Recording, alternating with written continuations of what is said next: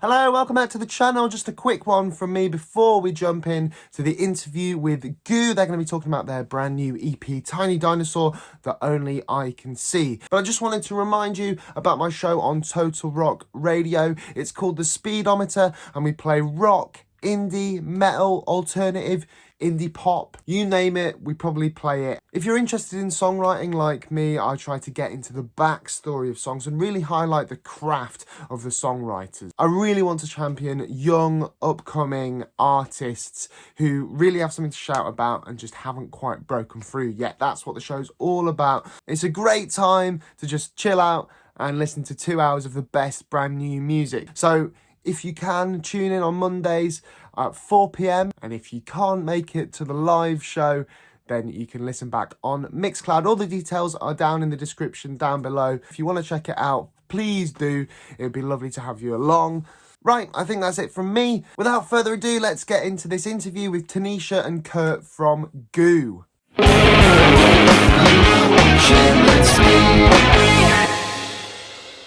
GOO, how are we doing? Hey, good, thank you. How are you?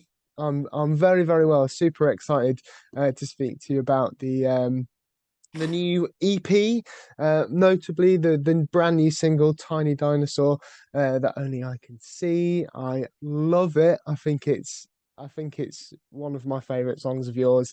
It's got some really impactful moments, some quite heavy bits, but there's kind of a tenderness at the heart of it. And I know it's dedicated to a friend of yours who tragically kind of passed away, and I think it's a really joyful record. Um, so how important was that sense of joy to convey when you were producing the record? Um, it's I don't know. It's hard to say really because it's quite an upbeat sounding song anyway, and it just happened that it ended up being that way. We collaborated a bit on the lyrics, me and you, didn't we? And Yeah, what we came up with together just fit really well, and we felt it represented the sort of the upbeatness of the song, and like it's although like you say the subject matter it can feel a little heavy if you really know what it is, but it's a tribute to your childhood as well, and that kind of thing. And I think it comes across that way in the music as well.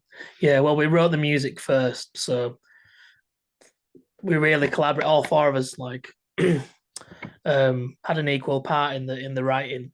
We are sort of cobbling bits together, and then it wasn't until I think we'd written everything apart from the outro, the dee doo dee doo, and you'd already decided that you wanted to write it about. Yeah, I already had at least an idea. Yeah. So it was more a case of the idea, so the lyric idea just sort of fit the music. We didn't write the song specifically about your friend, but and then it wasn't until we tacked the end on that we kind of, I don't know, it became a fully realized idea, didn't it?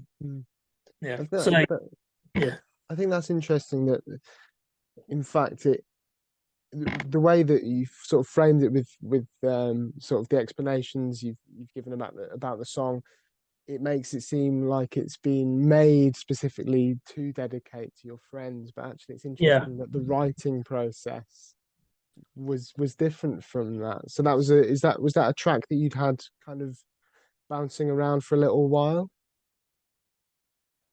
we struggled to finish it from what I remember. Yeah. I started. You wrote the original, the riff, like the verse riff.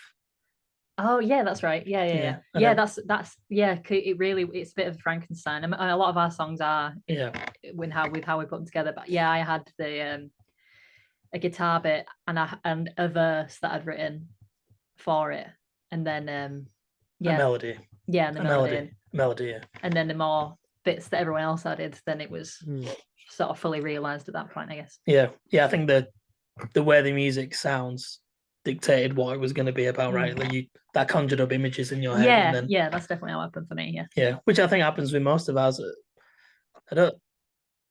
Sam is the only one in the band who writes lyrics before the music. Yeah. Whilst Tanisha and I will always write the music first, come up with the melody, and then find words to fit. So yeah, to me, it's always like the music, the feel of it, and the vibe dictates what it's gonna be about. Sometimes we do talk about what the song should be about. We're having a conversation earlier about some new songs we've got. Like, what should we write those about? But this one was, it just sort of dictated. The sound of it dictated what the lyrics were going to be about. Yeah. Is it quite typical for you to write songs that kind of have multiple riffs? I know a lot of, I think I talked about, is it Rush from the Chomp EP for me had like different riffs in it, and it sort of jumps about a little bit. Is that kind of something that is that a process that you sort of come to settle on when you're writing songs together? I think so. It's just how we work, I think. Yeah, we don't think that hard about it, really. It's more that if someone's got a riff, we'll jam it, and then, as we're playing it, someone will either just do something by accident or it'll come to them, or we'll go away and think about it afterwards. There's not loads of like, it's all based on feel. We just sort of stumble on things. But for Tiny Dinosaur, that outro riff, that's a riff that Bryn wrote, our bass player, and that was around for a while, and we were like, we've got to make a song out of this. This is great. And we'd had the rest of the song kind of written, but we didn't know how to finish it. We literally walked into the band room, and we've got a whiteboard with all our ideas on. I just saw it, and I was like, that's in the same key, and it's the same tempo, but it's enough to change it all of a sudden. Let's just sort of stick that on. It's an interesting, it's like a nice little coda to the song. It's just a little bit, something a little bit different, just to lead you out of the song. I think it works really well, and I think also it's kind of that I think through the song there's this kind of playfulness, there's this fun, there's this joy, and then to almost have this kind of recurring anthemic thing, it's like you've almost found the direction you want to go in. Do you know what I mean? I think it's like running around and then choosing to go off down one or other garden path. Do you know what I mean? I think it's quite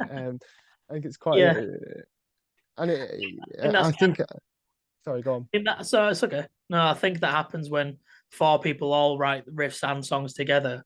We don't have there isn't the songwriter. We all write together. So I think if we're all adding stuff, it's always going to be a bit sort of choppy. Sort of try a couple of things together. Yeah, but it really works. It really, really works. Yeah, we get a kick out of it, especially when you do throw all these ideas around and all of a sudden you land and it's like, that's it, we've got it. It's like we all really get excited by that, and the fact that we've all contributed, it feels like a genuine group effort. That's really cool to hear. Now, my next question I'd lined up before jumping on this call, so I might sound a bit Freudian, but bear with me because I think it might be an interesting question. So on Tiny Dinosaur, we're talking about this kind of childhood, carefree innocence, and the title's inspired by Bryn's niece's Christmas list and all this, all that kind of thing, and then I'd be remiss to not mention the Chomp EP, which also has kind of childhood pictures in the artwork and things like that. Do you think there's like a creativity that we have as kids and a kind of wonder that we have as kids that we sort of lose a little bit as we get older? And is that something that you almost try to rediscover when writing songs? Because the way you talk about kind of pushing things together, jamming, it's kind of a playful environment. Is that something that you've thought about? I've thought about it because I work as a sound engineer and producer, so just kind of get paid to be creative with other people, and a lot of time I do just think maybe I should get a real job where I'm not just enjoying myself all the time. And I think I don't know, I think maybe people who are a bit more sort of creative and are good at creating something from nothing, you kind of never lose that childishness or whatever, that sense of wonder. Otherwise, I don't know why we would write songs.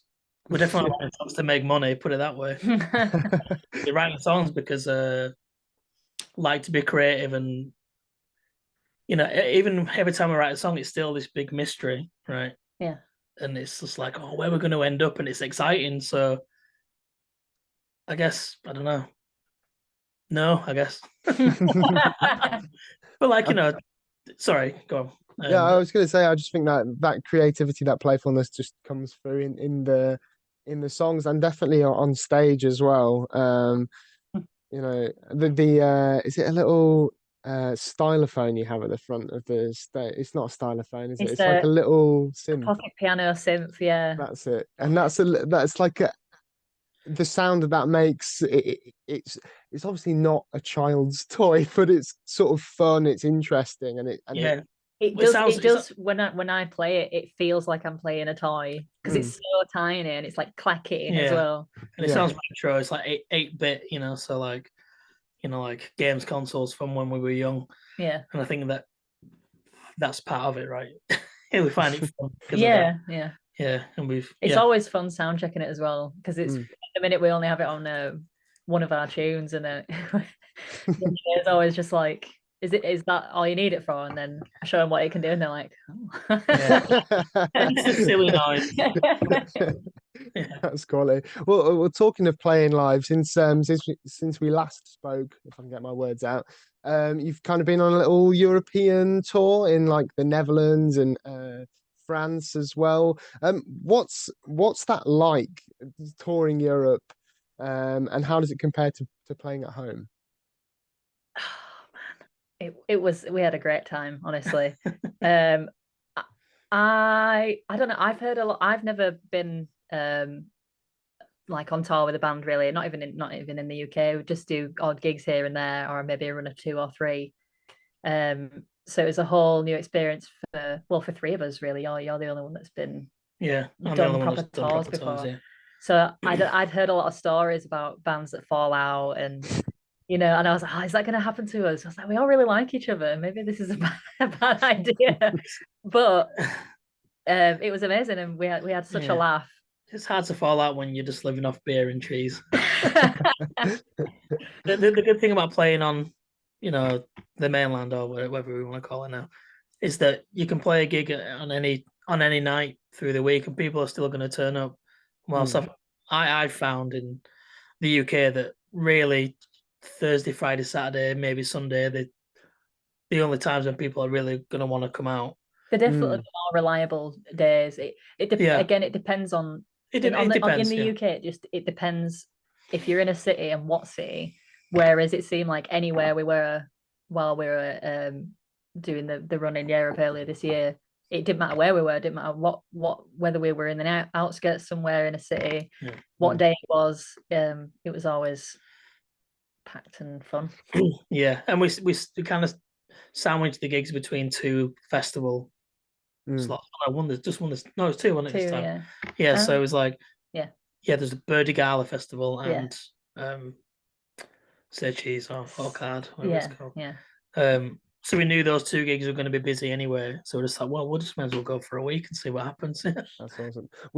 Do you have a favorite country to play in other than at home, or do you prefer any countries to the UK? Well, for me, it's France. Just because, maybe it's just because I grew up playing in loads of punk bands and stuff, and whenever I would ask other punk bands, like, where's good to play in France? Literally, almost everyone says, "Oh, don't bother with France." It's not, they don't care about English punk or whatever. And I always thought that was really strange. But then the reason we went to play in France originally last year was we just got invited on Instagram out of the blue. Oh, nice. But, we'll just go, just for there's like, I pay you like €200 and somewhere to sleep and eat and some drinks and stuff. And we thought, we'll just go for that one gig just for a laugh, But then we just happened to get another gig in Paris as well. And it turns out indie rock, especially like English speaking indie rock, is massive in France. So you get gigs there really easily, and they're always really good. Yeah. And everyone's really hospitable, and the food's amazing, But was there anything surprising that happened whilst you were out in Europe? Was it like that's maybe a quirk of European touring that you weren't expecting?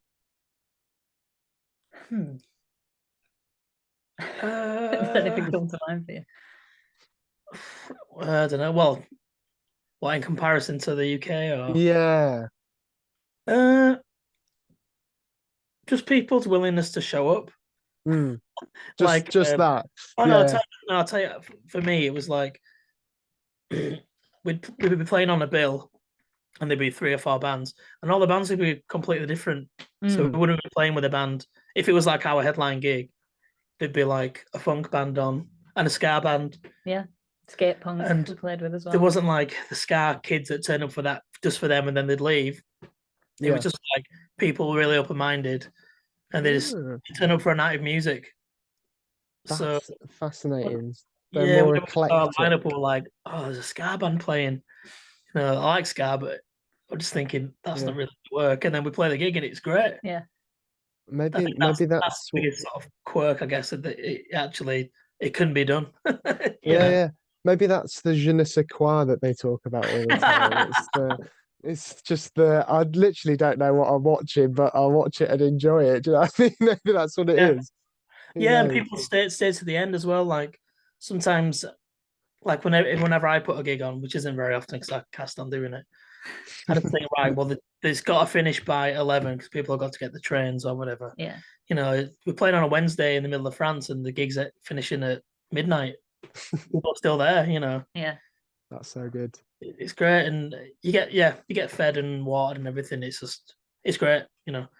But we've never toured the UK as GOO, and that's what we're doing in October. So it's gonna be nice to get out and play.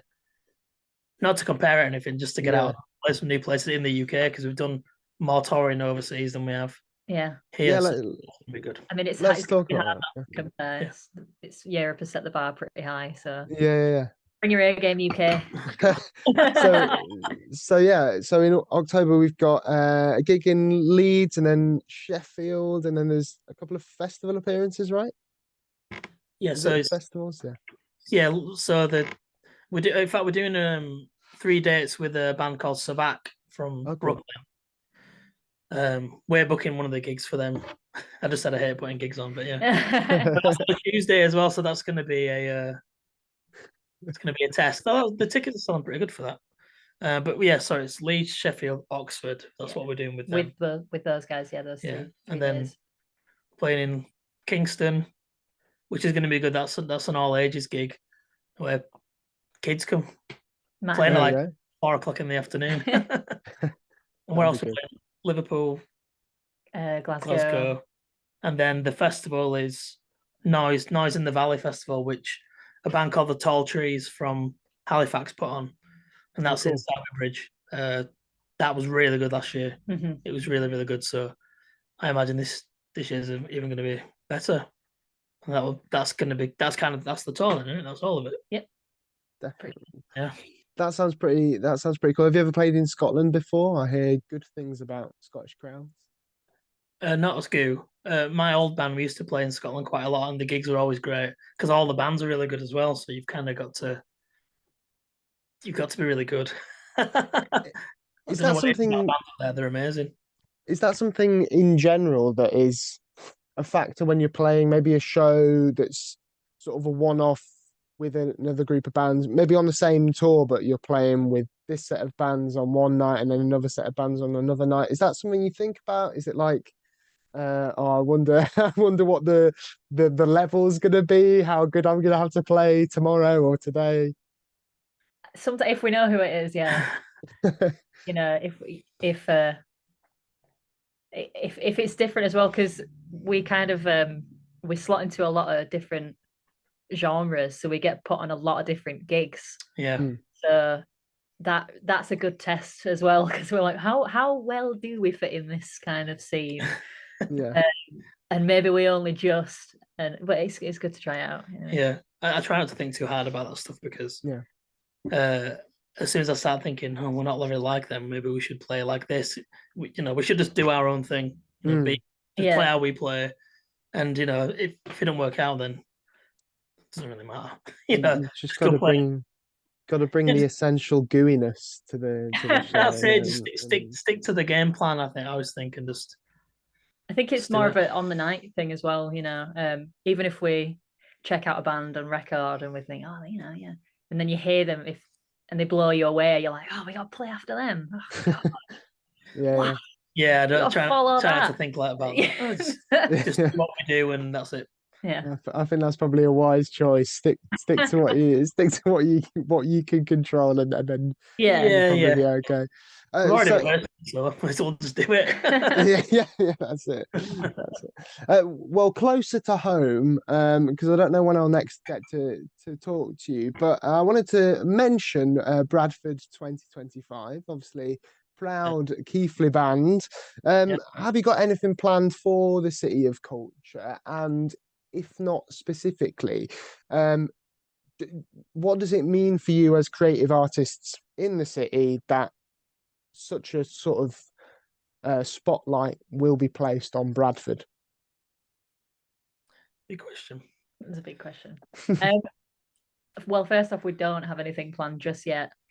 No, but we should get prepared because it's coming. It is coming. I'm sure we will do something. But yeah, there's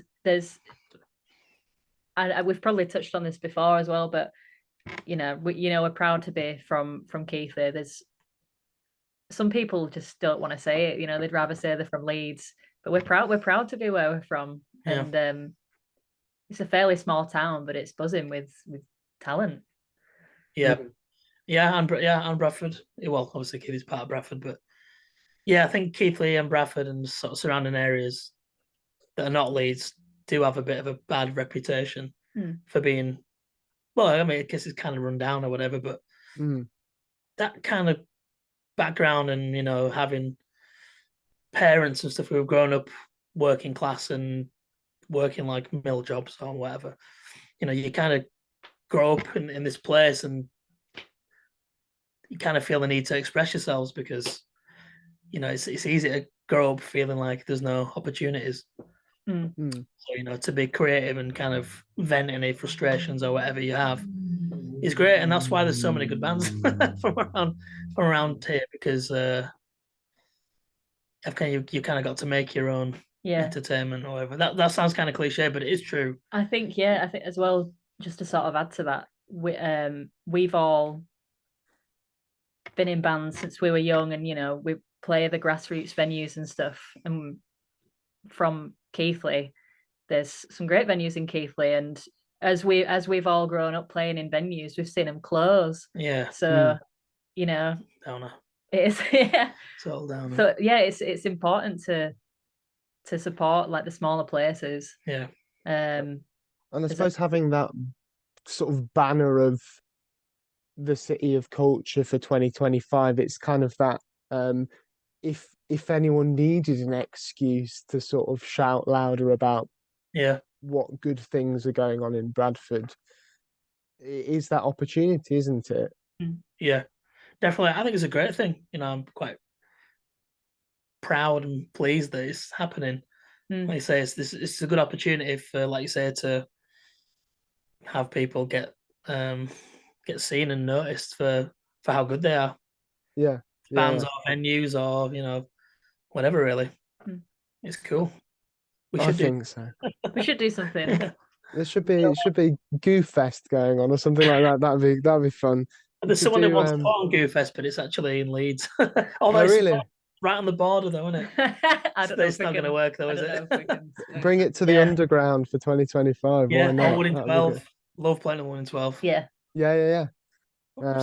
It could be all like kind of Dick and Dommy. You could get some like what is it? They called it Creamy Muck Muck, but you could call it just get that thrown over everyone. That'd be good fun. Yeah. I reckon. City of Culture GOO Fest. I like it. Well, I think that's pretty much all I've got for you, other than a final question. Just bringing it back to the Tiny Dinosaur EP. What's one thing you'd like people to take from the EP when they listen to it?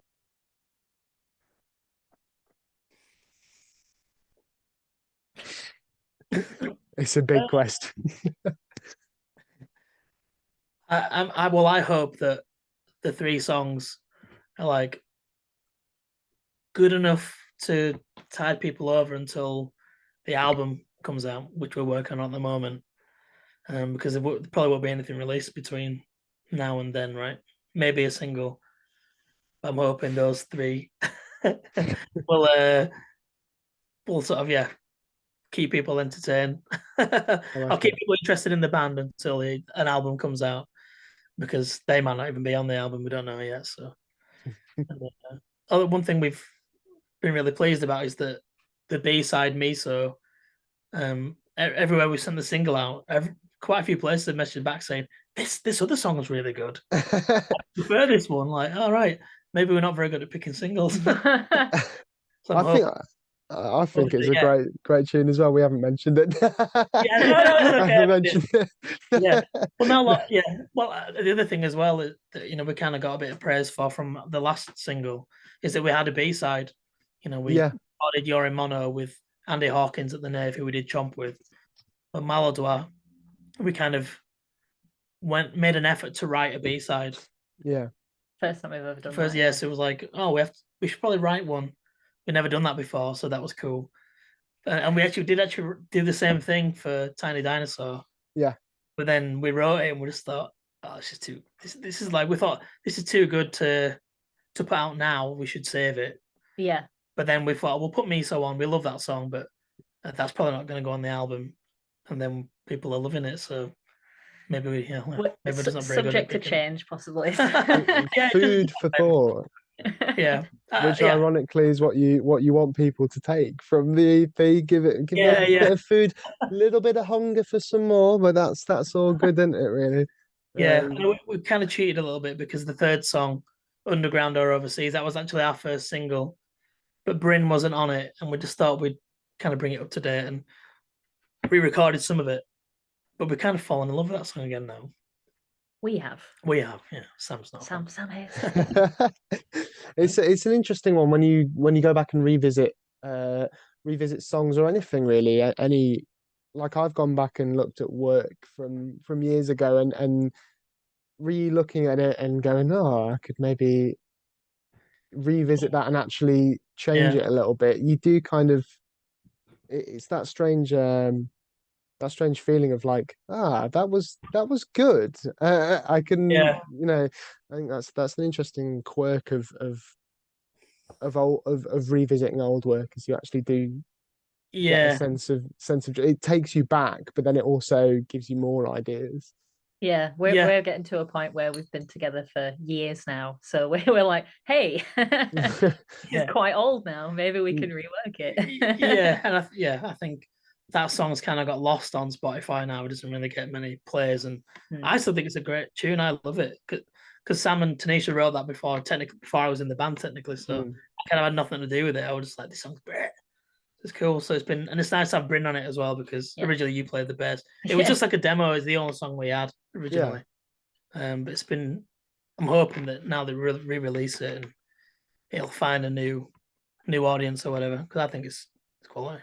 I mean, I think in this kind of in the age of music consumption that we live within, there's no reason why you can't put out stuff, because streaming it's always there, but if there's more stuff and it's a different version, like people release acoustic versions of stuff all the time, so why not? Why not a new version of a new song? And, and we're still pretty unknown, so I think it's about the song, anything to get the song out into an audience. I'm not too proud to do stuff like that. Yeah, and getting down to shows as well, because that's the bread and butter, isn't it? That's absolutely, yeah. Well, I wish you all the best with the EP release, even more with the recording that you're up to at the moment, and I'll hopefully come down to one of the shows or more of the shows. Yeah, please do. Yeah. Well, lovely to talk to you. Have a good rest of your evening, and if you've listened this far, dear listener, do check out Tiny Dinosaur That Only I Can See. Cheers, guys. Thank you very much, mate. Thank you. Bye.